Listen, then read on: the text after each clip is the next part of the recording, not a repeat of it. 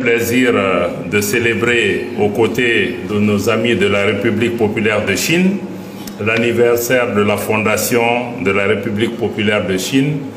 à l'aune du 1er octobre, comme vous l'avez indiqué, date d'accession de la Chine à l'indépendance. Aussi, permettez-moi, au nom de son Excellence le colonel Assimi Goïta, président de la transition, chef de l'État, du gouvernement et du peuple malien, ainsi qu'à mon nom, d'adresser à son Excellence le président Xi Jinping, président de la République populaire de Chine, au gouvernement et au peuple ami chinois, nos sincères félicitations et nos meilleurs vœux. En cette agréable circonstance, le Mali est honoré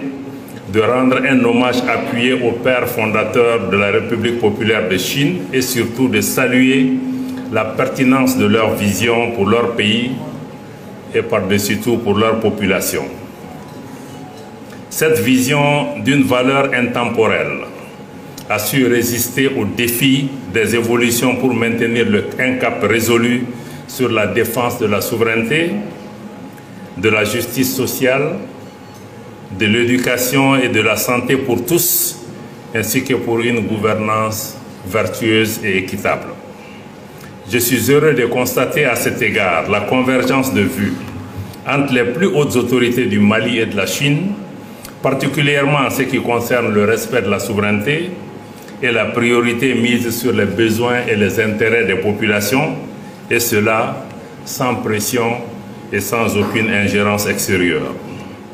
La vision commune de la Chine avec de nombreux pays du Sud global s'est illustrée la semaine dernière, comme vous l'avez indiqué, Monsieur l'ambassadeur, la semaine dernière à l'occasion du sommet du Forum de coopération sino-africaine FOCAC à Beijing. L'organisation réussie, j'allais dire impeccable, de cette rencontre au sommet, qui a réuni aux côtés de la Chine les dirigeants et représentants des pays africains autour de principes et valeurs fondamentales pour la paix, la sécurité, le développement durable, prouve à suffisance l'excellente qualité des relations entre les deux parties chinoises et africaines. Du reste, l'évolution ou l'élévation du partenariat de la Chine avec le Mali au rang de partenariat stratégique renforce davantage les liens de coopération multiformes et ouvre naturellement de nouvelles perspectives prometteuses d'un avenir commun de stabilité et de prospérité partagée. Le Mali reste déterminé à jouer toute sa part dans cette œuvre collective de solidarité et mutuellement bénéfique dont les dividendes contribueront à l'amélioration des conditions de vie de nos populations. Excellences, Monsieur l'ambassadeur, Excellences, Mesdames et Messieurs, outre les décisions et conclusions et annonces fortes issues du sommet du FOCAC, l'autre enseignement que nous tirons de cette importante rencontre est le respect de la Chine à l'endroit de l'Afrique dans son ensemble, tout en respectant également les particularismes de chaque État africain. Vous avez évoqué, Monsieur l'ambassadeur, le miracle économique du peuple chinois multiethnique, le miracle que le peuple chinois multiethnique a réalisé sous la direction du Parti communiste chinois depuis la fondation de la République populaire de Chine il y a 75 ans. Dans le même ordre d'idées, je voudrais dire que le peuple africain ou les peuples africains, riches de leur unité, dans leur diversité et la fraternité qui les caractérise, est en voie pour la réalisation d'un développement durable. Ce parcours vers la prospérité africaine nécessite néanmoins des préalables et des efforts que les États du Sahel œuvrent à consolider dans le cadre de mécanismes dotés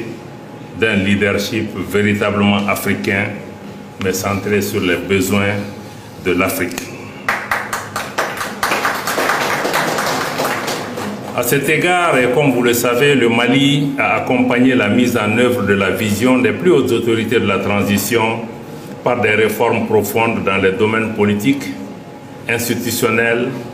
électoraux, économiques, notamment en ce qui concerne la gouvernance des industries extractives et le secteur minier. Sur le plan bilatéral, le Mali et la République populaire de Chine entretiennent des relations de coopération basées sur le respect mutuel, un partenariat fécond mutuellement avantageux au profit de nos populations. Les chiffres de la coopération sino-malienne sont édifiants, particulièrement suite au tournant majeur de notre commerce bilatéral à partir de l'année 2000, qui a vu l'évolution exponentielle des échanges commerciaux entre nos deux pays, échanges qui, malgré cette évolution exponentielle, méritent d'être davantage équilibrés pour permettre aussi, comme vous l'avez indiqué, au Mali d'accéder davantage au marché chinois, pas seulement avec des produits agricoles ou primaires, mais également avec des produits transformés qui puissent créer la valeur ajoutée au Mali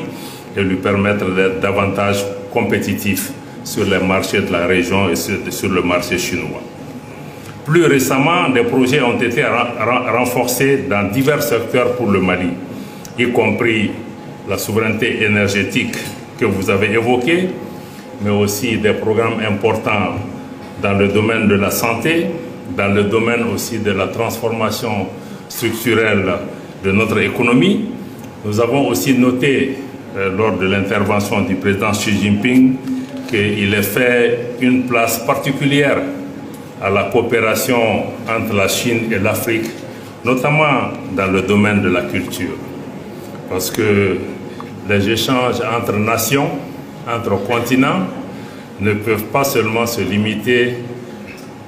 à un échange mercantile, à un échange de biens et de services, si dans le long terme nous ne travaillons pas à rapprocher nos populations, à promouvoir aussi la compréhension mutuelle, parce qu'après tout, les coopérations, les partenariats et toutes les synergies que nous développons ne sont animées que par les peuples. Et pour promouvoir une paix durable, il faut que nos populations se comprennent, se connaissent, se respectent. Et par rapport à cela, il me semble important de continuer à œuvrer davantage pour pouvoir faire en sorte que les civilisations africaines comme les civilisations asiatiques ou chinoises qui reposent sur des valeurs profondes puissent permettre à nos peuples de travailler ensemble pour pouvoir promouvoir la compréhension et l'entente. Je vois beaucoup d'hommes et de femmes de la culture dans cette salle qui sont aujourd'hui des ambassadeurs et des vecteurs importants pour promouvoir la coopération entre la Chine et l'Afrique. Parce que si on laisse la coopération entre nos pays uniquement entre les mains des représentants d'État ou des hommes d'affaires, malheureusement, comme nous constatons sur d'autres continents, il y a des incompréhensions qui grandissent parce qu'il y a une compétition entre les pays. Rien n'est simple, mais je crois qu'il est extrêmement important que nous nous fondions sur ce socle culturel important pour permettre vraiment de créer une communauté. Merci beaucoup. Comme vous l'avez indiqué, pour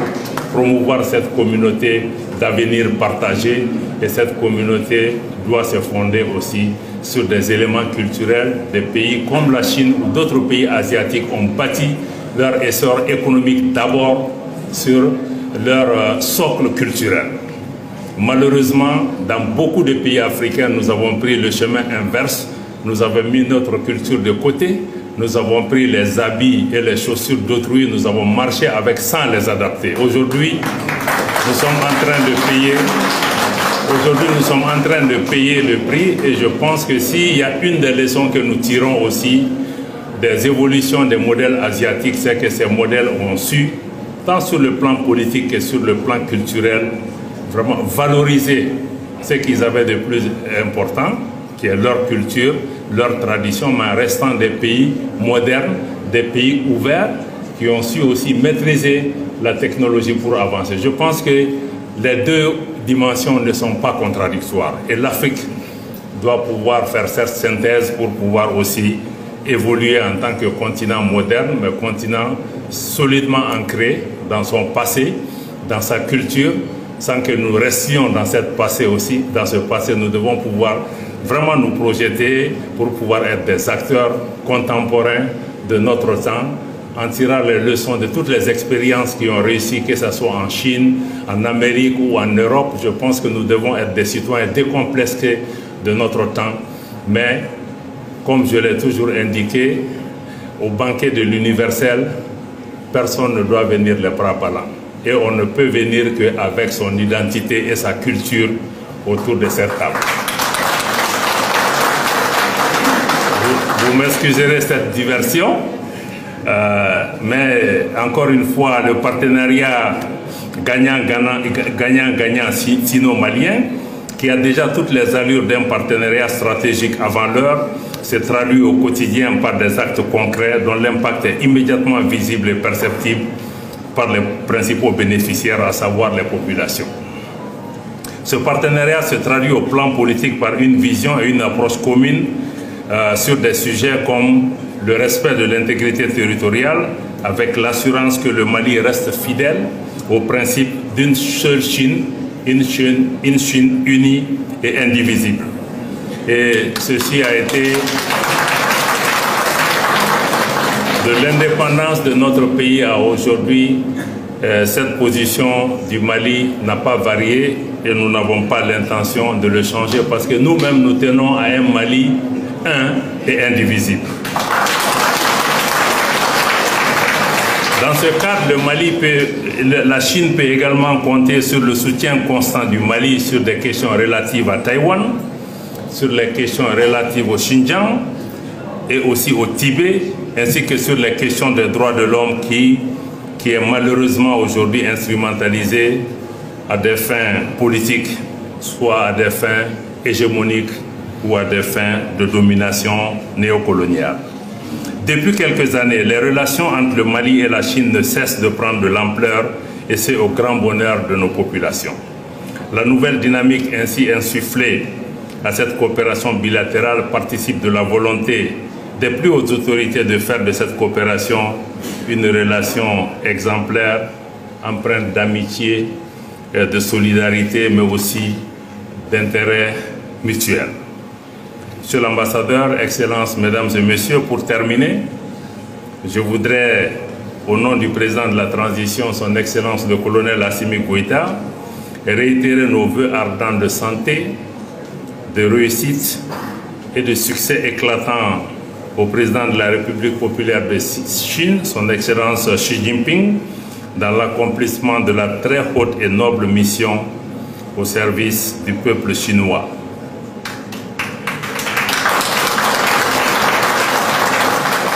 Vive le partenariat entre la République du Mali et la République populaire de Chine et bonne fête au peuple chinois. Merci.